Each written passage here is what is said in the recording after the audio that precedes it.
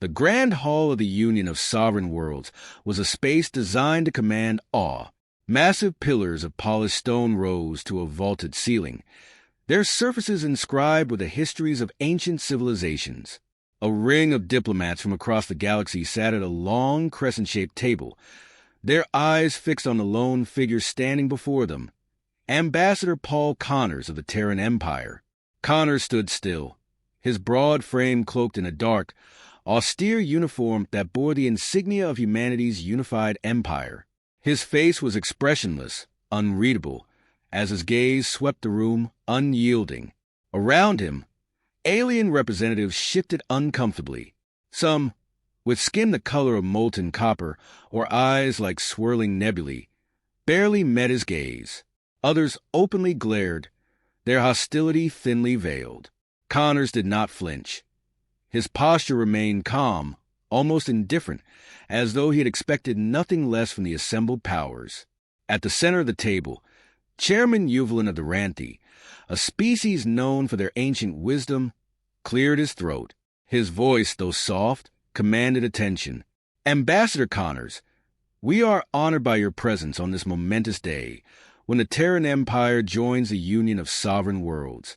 He offered a nod, but his pale, elongated features betrayed a deep-seated tension. The words, carefully chosen, hung in the air as he paused, searching for a response that never came. Uvelin shifted in his seat. Holding up a polished tablet, he gestured to the document etched into its surface. The terms of our agreement have been negotiated. Now, we move to the final step, ratification by all members of the Union. It would be my honor to be the first to welcome your empire formally.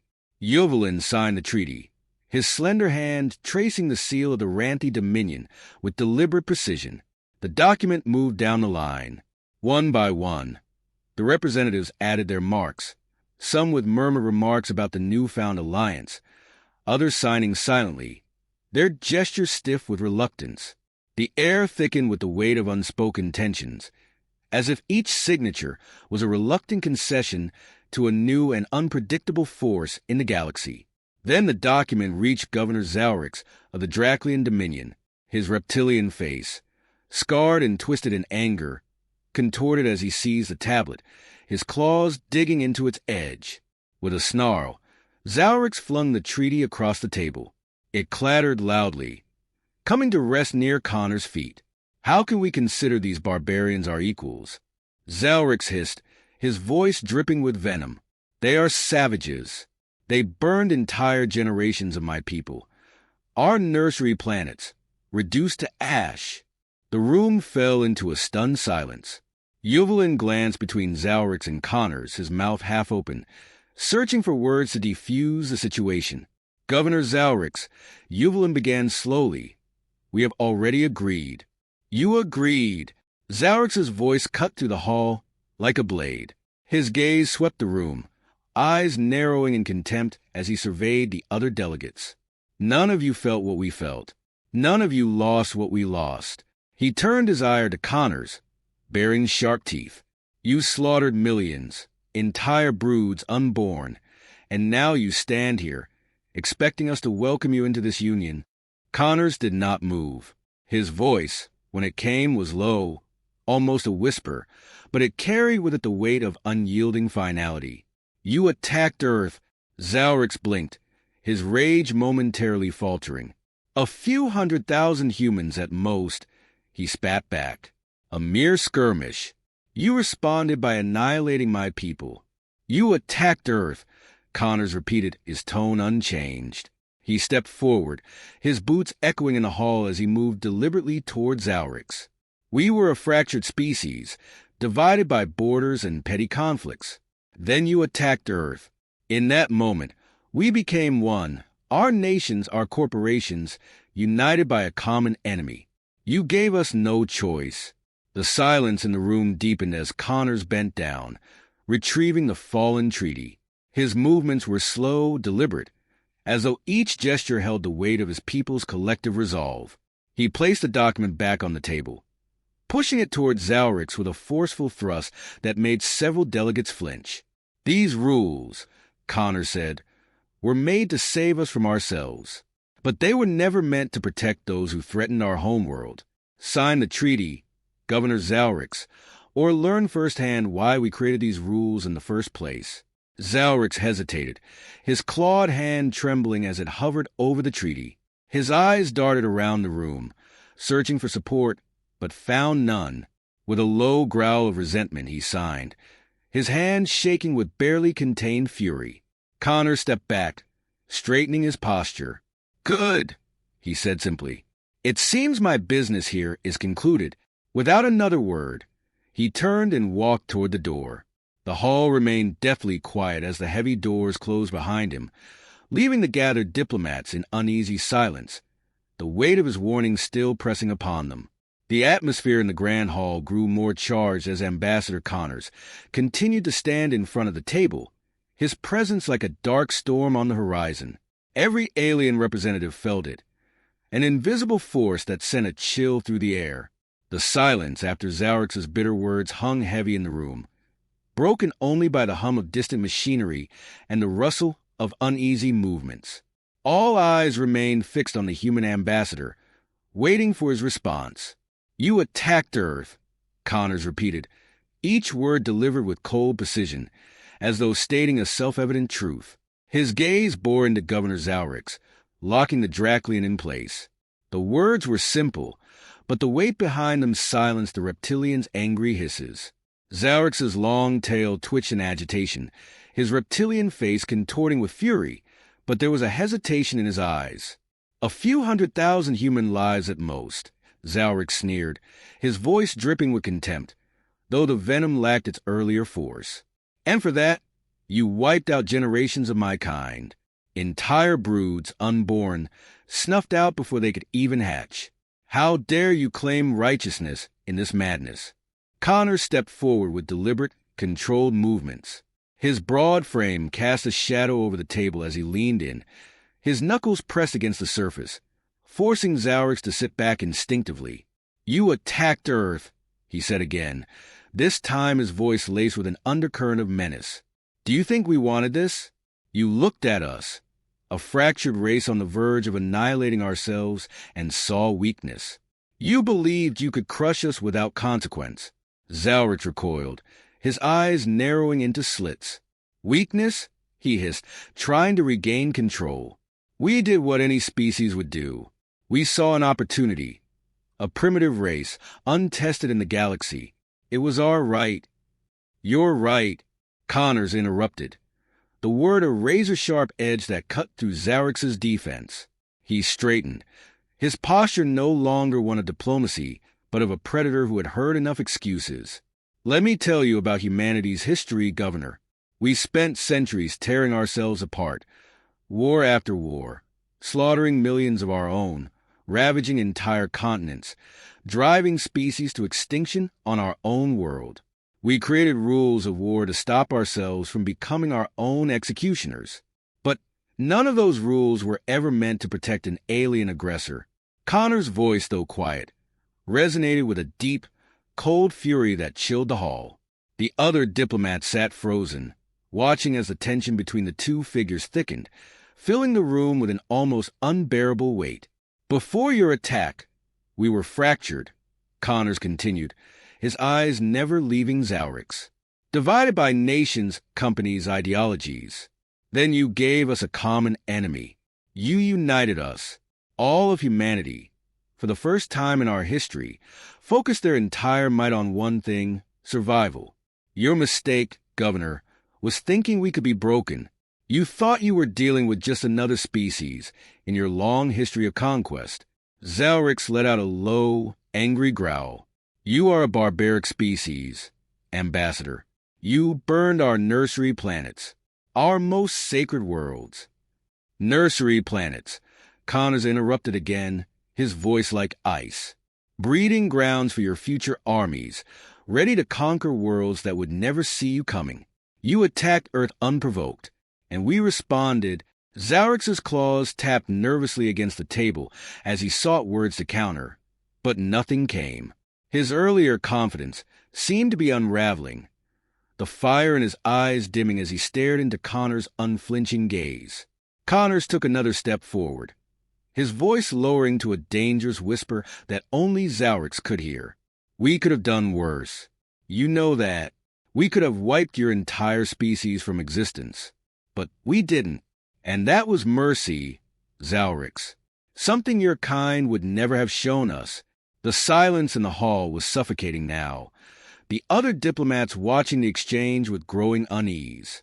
Even Evelyn, the calm and measured chairman, shifted uncomfortably in his seat, recognizing the delicate balance of power tipping toward a dangerous precipice. Connor stood back and straightened his uniform.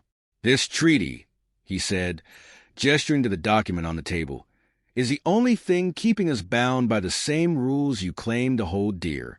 Without it, without this fragile agreement, you will see what we are capable of when there are no rules. For the first time, Zalrix broke eye contact. His gaze fell to the floor, his claws retracting as his posture slumped. In a reluctant, almost defeated gesture, he nodded. I understand, he muttered, though the words tasted bitter in his mouth. Connors gave a single, firm nod, as if acknowledging the silent surrender. He turned toward the door. The weight of his presence still felt long after he moved away. Remember this, Governor Zalrix, he said without looking back. You attacked Earth, and we will never forget. With that, Connors left the hall, leaving the diplomats in stunned silence, their minds racing with the implications of what had just transpired. The fragile peace they had fought so hard to secure now felt like a thin veil over a volatile, uncontrollable storm. The heavy doors of the grand hall slid shut behind Ambassador Connors, leaving a hollow silence in his wake. For a moment, none of the alien diplomats moved or spoke, as though they were still trapped under the human's imposing presence. Governor Zalrix sat frozen, his clawed hand still resting on the treaty he had signed under duress. His scaled lips twitched with barely contained fury, but he did not dare utter another word. Chairman Evelyn, the elder Ranthi leader, was the first to break the stillness. With a long, weary breath, he leaned back in his chair, rubbing his wrinkled forehead with one trembling hand. His silver eyes, dulled with the weight of centuries, swept across the table to assess the remaining council members. Well, he said softly, his voice carrying an air of resignation. It is done. One of the diplomats, a slender, insectoid figure from the plenary species, clicked his mandibles in nervous agreement. Done, yes, he echoed, though his compound eyes still darted around the room, unsettled. But at what cost, Chairman? These humans, their aggression, their capacity for destruction, they are unlike any species we have encountered before. Evelyn nodded slowly. Indeed, they are unlike any other. But we must now learn to live with them. His voice carried the weight of a man who had seen too many conflicts, too many failed negotiations. He spoke as though the decision had been final long before the treaty was even discussed. Zalrix's claws scraped against the table, his slitted eyes narrowing as he regained some semblance of control. His tail coiled tightly behind him, a sign of barely contained rage. Live with them? You speak as though they are civilized. They are not. They are rabid beasts, Chairman. He spat the words, his voice trembling with anger. That human, Connors, you saw it in his eyes. He wanted us to challenge him. He wanted a reason to unleash his empire on the galaxy again. Another diplomat, a feathered avian from the Siraxi species, flapped his wings uneasily. Governor Zalrix may not be wrong. The Terran Empire is young, but their technology and military strength are unmatched for a species so new to the galactic stage. They grow too quickly. It's as though their wars have given them a hunger they cannot quench. Evelyn raised a hand to silence them. Enough. His voice, though calm, carried a finality that hushed the murmuring diplomats. We do not have the luxury to debate humanity's nature. The treaty has been signed. The Terran Empire is now a part of the Union of Sovereign Worlds. Zalrix slammed his hand on the table, his rage breaking through. For how long, Chairman? How long until they turn on us? You think this treaty binds them? You think it will stop them? They burned our worlds, Chairman. Entire broods gone. And for what? For an attack that claimed a fraction of their people. Yuvalin's eyes narrowed, his patience wearing thin. It is precisely because of what they did that we must keep them close. Humanity is dangerous, yes, but it is better they are part of this union, bound by its laws, than left outside it where they would have no constraints. Zalrix's scaly lips curled into a snarl. You believe they can be tamed, but you did not see what I saw. You did not lose what I lost. They will spread, and when they do, we will be too late. A tense silence followed his words, hanging in the air like a poisonous cloud. Some of the diplomats shifted uncomfortably, exchanging worried glances, but none of them dared to challenge the chairman's decision outright. Yuvalin let out another weary sigh and spoke in a softer tone. I understand your pain, Zalrix. I do. But the Union cannot afford a war with the Terran Empire. Not now, not ever. Their retaliation against the Draklians was swift, brutal, and complete. Imagine what they would do if they felt truly cornered. Zalrix glared at him, but said nothing. The Draklian governor's posture remained rigid, his anger simmering just below the surface. His distrust of humanity was palpable, and Yuvalin knew it would not fade with time. But the Union needed peace, and peace required compromise, even if it meant dealing with a species as volatile as the humans. We must focus on the future, Yuvalin continued, his voice firm but measured. For now, the Terrans are bound by the same laws as the rest of us. They are under our watch, and if they prove themselves to be the threat you claim they are, we will act, but not today, not while the Union is fragile. Another silence fell over the hall, this one more subdued, more resigned. The Union diplomats understood the gravity of their situation, even if they did not agree with Yuvalin's approach. Humanity's rise had shaken the galaxy's balance of power, and none of them could predict what the future held. Zalrix stood abruptly, his chair scraping against the floor. Mark my words, Chairman, he growled. These humans will be the death of us all, and when that day comes, I will remind you of this moment. With that, the Draklian governor stormed out of the room, leaving behind a heavy sense of foreboding. The remaining diplomats exchanged uneasy glances before slowly dispersing, each lost in their own thoughts about the uncertain future that now awaited them. Yuvalin remained seated, staring at the empty space where Connors had stood. His ancient eyes betrayed the fear he had worked so hard to conceal. Perhaps, he whispered to no one in particular, Zalrix is right after all. The atmosphere aboard the Vigilance, the Terran Empire's flagship, was thick with tension as Ambassador Connors stared out into the vastness of space. The shimmering light of distant stars reflected off the cold, polished metal of the observation deck, casting a faint glow on the face of the man who had just shaken the foundations of the Union of Sovereign Worlds. Connors stood alone, his hands clasped behind his back, a stoic figure against the backdrop of the galaxy. The treaty was signed and the Terran Empire was now officially part of the Union. But Connors knew better than anyone that this peace was tenuous, fragile, like a knife's edge waiting to tip in either direction. He replayed the events of the day in his mind, the fear in the eyes of the diplomats, the hostility barely concealed by some, and the rage of Governor Zalrix. It had all unfolded as expected. Footsteps echoed behind him, and Connors did not turn as Commander Raylon approached, his second-in-command, and one of the few men whose judgment Connors trusted implicitly. Ambassador, Raylan's voice was low but steady. We receive word from the Intelligence Division. Their reporting increased military activity among the Draklian forces. It appears Governor Zalrix is already pushing for new defenses. Connors nodded, his expression unchanged. He would be a fool not to, he said, his voice calm but carrying an underlying menace. The Draklians know we've given them no reason to trust us, and they have given us no reason to forget. Commander Raylon stepped forward, standing beside the ambassador. His dark eyes, sharp and calculating, reflected the same cold intensity that marked every soldier of the Terran Empire. Governor Zalrix won't stop. He's too blinded by his losses. He'll rally those who feel the same, the ones who still see us as barbarians. He'll make it his life's mission to bring down the Empire. Connors allowed a small, grim smile to curve his lips.